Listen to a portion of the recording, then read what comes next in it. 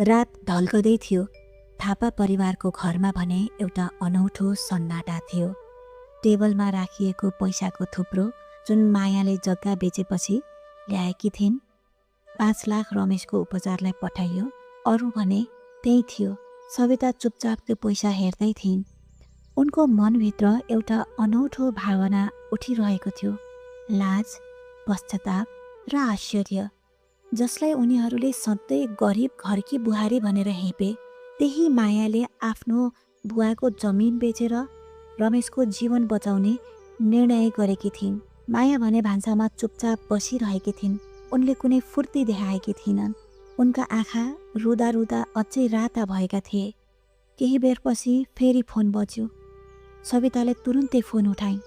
Hello, उता अस्पतालबाट आवाज आयो। अपरेसन सफल भयो। बिरामी अहिले खतराबाट बाहिर छन्।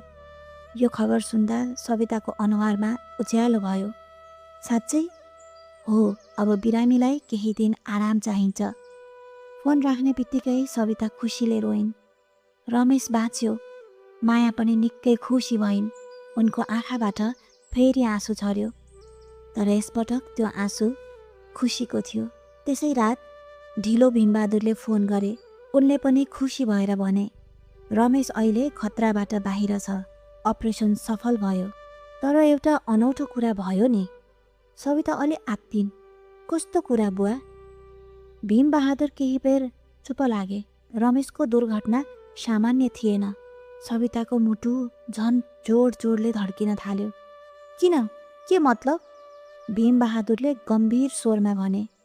डाक्टर र प्रहरीले भने त्यो गाडीको ब्रेक कसैले जानी जानी बिगारेको हुन सक्छ भनेर भनेका छन्। भोलिपल्ट बिहानैदेखि गाउँघरमा हल्ला फैलियो। कसैले सुनेका थिए रमेशको दुर्घटना सामान्य थिएन। अब गाउँका मानिसहरू घर अगाडि उभिएर कुरा गर्न थाले। थापा परिवारमा ठुलो समस्या आयो रे। कसैले गाडी बिगारेको रहेछ। यो सबै कुरा मायाले पनि सुनिरहेकी थिइन्। उनी चुपचाप लागेर आफ्नो पानी भर्न थालिन्।